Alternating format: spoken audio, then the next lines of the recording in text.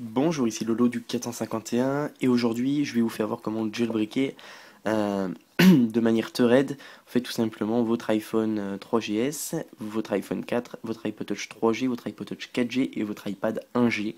Donc l'iPad 2 n'est pas jailbreakable, enfin n'est toujours pas jailbreakable, mais sinon tous les autres dispositifs qui disposent du 5.0 bêta 1 sont jailbreakables via le logiciel Snowbreeze version 2.8 bêta 1. Donc si je m'en vais sur le site d'Iwisno, qui est le développeur de Snowbreeze en fait, fait que juste que je le retrouve, voilà. Donc si je m'en vais sur le site du développeur, ben, malheureusement on peut voir qu'on en est toujours resté à Snowbreeze 2.7. Puis il n'y a pas d'onglet bêta en haut, quoi que ce soit, il n'y a rien. Fait que son logiciel il l'a passé en version 2.8 bêta 1. C'est uniquement pour les développeurs. Pourquoi? Parce que le firmware 5.0, normalement vous pouvez pas l'installer sur votre iPhone ou iPod si vous n'êtes pas développeur. Moi j'ai fait une vidéo que je suis en train d'uploader actuellement sur YouTube pour faire voir comment installer l'iOS 5.0 officiellement, mais avec un hack, justement avec le logiciel Snowbreeze. Il y a une manip qui permet d'activer son iPhone. Je dis bien activer et non avoir accès au Springboard, parce que j'ai fait déjà une vidéo pour comment avoir accès au Springboard de l'appareil bien qu'il ne soit pas activé, le 5.0 bêta 1. Là, cette vidéo-là montre vraiment comment l'activer, c'est-à-dire vous allez avoir du réseau avec votre iPhone, toutes les fonctionnalités de l'iOS 5.0 bêta 1 vont être là, etc. C'est vraiment comme si vous aviez un compte développeur, sauf que vous n'en avez pas. Donc pour télécharger le logiciel Snowbreeze, étant donné qu'il n'est pas sur le site du développeur, il va falloir aller sur mon site jailbreakdevice.com, vous retrouverez un lien dans la description de la vidéo. Donc c'est http://www.jailbreakdevice.sitew.fr/. Mais bon, vous retrouvez un lien dans la description de la vidéo. Fait que juste là, mon site il est un peu long, il veut pas se lancer. Fait que je vais juste taper dans Google jailbreakdevice.com. J'ai des problèmes avec ma Livebox. Je vais juste fermer Safari et le rouvrir. J'ai des gros soucis avec ma Livebox. Si je tape jailbreakdevice.com, vous avez sur jailbreakdevice.com home ici, puis vous rentrez là-dedans et ça va vous envoyer vers mon site internet. Fait que là je sais pas pourquoi actuellement il n'est pas accessible. Mon site internet n'est pas accessible, donc on réessayera plus tard. Sur la home page, vous avez la news Snowbreeze 2.8 bêta 1 est sorti, etc. Puis vous le téléchargez à cette occasion-là sur la home page, ou alors vous téléchargez le Snowbreeze 2.8 bêta 1 dans la catégorie téléchargement de mon site internet. Fait que je vais juste essayer de relancer encore une fois mon site, mais apparemment il n'est pas décidé. Si, ça y est, voilà. Donc, normalement, il n'y a pas de problème, hein. C'est vraiment juste moi, j'ai des problèmes avec ma connexion. Donc ça, c'est mon site internet jailbreakdevice.com. Là, vous avez jailbreak iOS 5 avec Snowbreeze 2.8 bêta 1 Windows. Puis là, vous cliquez tout simplement sur télécharger, ça va vous renvoyer vers multi-upload. Fait que là, vous avez juste à cliquer sur direct download et puis vous allez pouvoir télécharger le Snowbreeze 2.8 bêta 1. Donc vous faites enregistrer, ça va vous télécharger un .zip. Donc chier comme ça, fait que moi je vais pas lancer le téléchargement parce que je m'en fous. Mais vous allez avoir un .zip, vous faites clic droit dessus, puis vous faites avec WinRAR, en fait extract file, et vous allez avoir un dossier avec Snowbreeze 2.8 bêta 1 à l'intérieur. Une fois que vous avez le logiciel, il faut également télécharger le firmware de votre appareil. Pour télécharger le firmware 5.0 de votre appareil, mais déjà, regardez cette vidéo-là, c'est vraiment si vous êtes développeur, si vous avez fait enregistrer votre compte, enfin votre iPhone sur un compte développeur, parce que si vous n'avez pas de compte développeur, Snowbreeze ne va pas activer votre iPhone, il y a une manipulation à faire, mais j'ai déjà fait la vidéo dessus, puis je vais mettre un lien également dans la description de la vidéo pour vous faire voir. Alors, si je m'en vais dans mon site jailbreakdevice.com, vous avez tous les liens sur le site pour télécharger l'iOS 5.0 bêta 1 sur la home page. Puis quand ils auront sorti la bêta 2, la bêta 1 ils vont disparaître et je vais mettre les liens dans la page firmware de mon site internet. Donc fait que là il a encore des problèmes. Alors je vais pas le relancer, mais bon. Donc une fois que vous avez téléchargé le Snowbreeze, tout ce que vous avez à faire c'est double-cliquer dessus, puis Snowbreeze va s'ouvrir. Mais encore une fois, je rappelle, c'est vraiment pour les développeurs, parce que sinon, vous allez, comme je vous dis, vous allez avoir des problèmes, vous n'allez pas pouvoir activer, vous n'allez pas pouvoir utiliser votre iPhone, et les techniques qu'ils proposent sur Internet pour l'activer, ça ne l'active pas. Enfin, si vous redémarrez votre iPod, il va être rebloqué, tandis que moi, avec la méthode que j'ai fait voir dans la vidéo dont je vous ai parlé là, que vous retrouvez dans la description de la vidéo, ça active vraiment l'iPhone, vous pouvez synchroniser avec iTunes. iTunes il vous dit merci d'avoir activé, blablabla, etc. Donc là on voit bien qu'il s'agit de Snowbreeze 2.8, donc c'est la version bêta 1, donc Snowbreeze va sûrement relâcher d'autres versions. Là c'est pour l'iOS 5.0 bêta 1, 9A 5220p. Puis là il vous le dit Welcome to Snowbreeze, blablabla. Donc là il vous dit que c'est uniquement pour les développeurs, c'est un jailbreak thread, et vous devez redémarrer votre appareil via eBooty, puis l'activation a été supprimée. Parce que vous pouvez pas activer l'iOS 5.0. C'est pour ça que d'ailleurs Snowbreeze il a pas mis iWithSnow il a pas mis le Snowbreeze 2.8 sur son site parce que c'est pas pour le grand public. Donc une fois que vous êtes arrivé là, vous cliquez sur le bouton Browse, puis là vous allez sélectionner en fait selon l'emplacement où vous avez téléchargé le firmware en question 5.0 bêta 1 de votre appareil. Donc admettons que je vais sélectionner le firmware 5.0 bêta 1 de mon iPod 4G, admettons.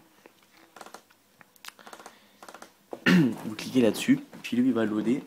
Et alors là, vous avez deux possibilités. Si vous mettez une petite flèche verte comme ça va faire ici, ça veut dire que vous avez téléchargé le bon firmware. Enfin, si c'est que le firmware il n'a pas été corrompu lors du téléchargement. Il se peut que quand vous téléchargez le firmware, il soit corrompu ou alors il soit en zip et non en IPSW. C'est l'extension en fait. J'ai fait déjà aussi une vidéo pour comment réparer un firmware téléchargé téléchargé en fait, tout simplement.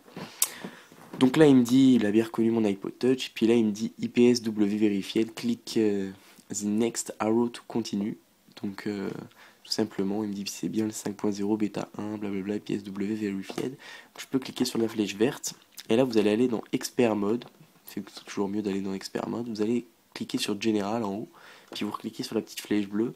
Puis là, normalement, vous aurez déjà coché Enable Battery Percentage. Fait que ça, c'est pour les iPods. Pour l'iPhone, vous pouvez pas parce que c'est déjà installé par Apple automatiquement. Puis là, on peut voir qu'on peut pas cocher la case Activate this iPhone, tout simplement parce que Snowbreeze va pas activer votre iPhone. Puis là, on a plus le boot logo animé, on a plus le multitasking gesture. C'est vraiment là pour tester pour les développeurs, etc. Donc, je vous conseille d'installer install SSH, c'est pour avoir un accès SSH dans votre appareil, fait que vous en allez avoir besoin pour la vidéo que j'ai précédemment citée. Donc ensuite, ça vous touchez pas à ça, vous le laissez comme ça, vous cliquez sur Next. Là, on s'en fout de ça, on peut cliquer sur Next si vous voulez ajouter des devs. Là, vous cliquez sur Build IPSW. Puis là, vous pouvez jouer à Pac-Man pendant la création du custom firmware. Fait que ça peut passer le temps, vous pouvez jouer à Pac-Man pendant la création de votre custom firmware. Tout simplement. Et moi mon Snowbreeze il a bugué là. Alors, voilà, ça y est, si je fais play game, voilà, je peux jouer à Snowbreeze pendant la création de mon custom firmware. Enfin des fois ça lag un peu hein, mais bon, ça change rien. C'est vrai que le Pac-Man il est un peu speed là, il avance très vite. Fait que voilà, c'est comme ça, puis si vous voulez plus jouer, vous faites Run to Spinner en haut. Donc moi je vais pas attendre la création du custom firmware pour vous faire voir. D'ailleurs je vais pas pouvoir restaurer mon iDevice avec parce que je viens tout simplement de le restaurer. Puis j'ai tout remis à sa configuration du 4.3.3 parce que j'ai fait la vidéo déjà tout à l'heure avec mon iPod. Mais je vous fais juste voir la procédure de création du custom firmware. Une fois que votre custom firmware il a fini de créer, vous allez avoir un écran comme ça. Je vais vous faire voir l'écran que vous avez à voir. Donc ça c'est pas ce qu'il faut faire hein. Quand votre appareil il va arriver à la fin quand le logiciel va arriver à la fin de la création du custom firmware, vous allez avoir deux nouveaux éléments sur votre bureau. Donc ça va se mettre par défaut sur votre bureau. Vous allez avoir un nouveau firmware qui va s'appeler Snowbreeze. Vous voyez, je vais vous faire voir. Moi ça m'a créé donc le Snowbreeze iPod 4G 5.0 bêta 1.ipsw, puis vous allez avoir un dossier avec un logiciel eBooty à l'intérieur. Le logiciel eBooty, vous le laissez bien dans le dossier parce qu'il a besoin des fichiers qui se trouvent également dans le dossier, il ne faut surtout pas le changer de place.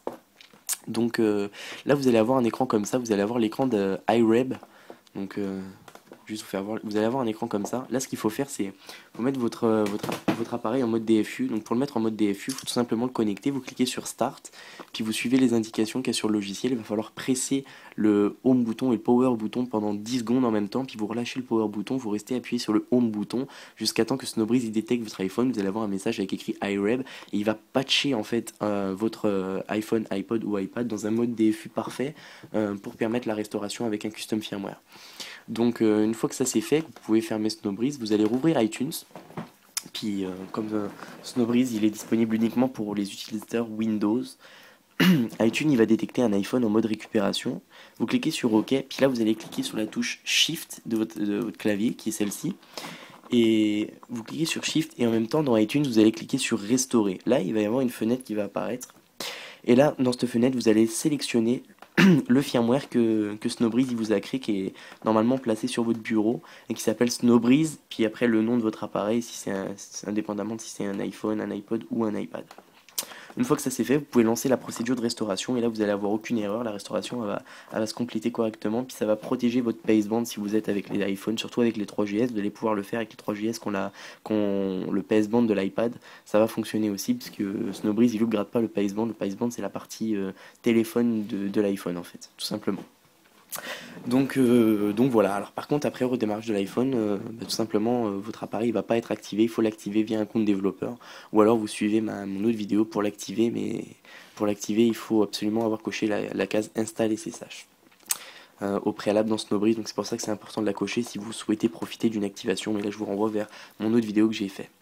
Donc voilà, c'est ça, c'était Lolo du 451. N'oubliez pas donc de visiter mon site internet jailbreakdevice.com pour vous tenir informé de toute l'actualité en matière de jailbreak. Enfin, présentement, je vais pas pouvoir le lancer encore une fois parce que j'ai des problèmes avec ma connexion de Livebox comme je vous l'expliquais précédemment tout à l'heure au début de la vidéo. Puis vous pouvez également vous abonner à mon Twitter, donc twitter.com slash Lolo du 451, ce qui vous permettra de vous tenir informé de toutes les dernières actualités. Vous pouvez vous abonner à mon Twitter donc. Et puis vous pouvez également vous abonner à ma chaîne de YouTube en haut en cliquant sur subscribe ou s'inscrire. Tout simplement ça vous permettra de recevoir toutes mes prochaines vidéos que je vais faire prochainement. Donc voilà, c'est ça, c'était Lolo du 451. Je vous remercie de m'avoir suivi et à bientôt pour une prochaine vidéo.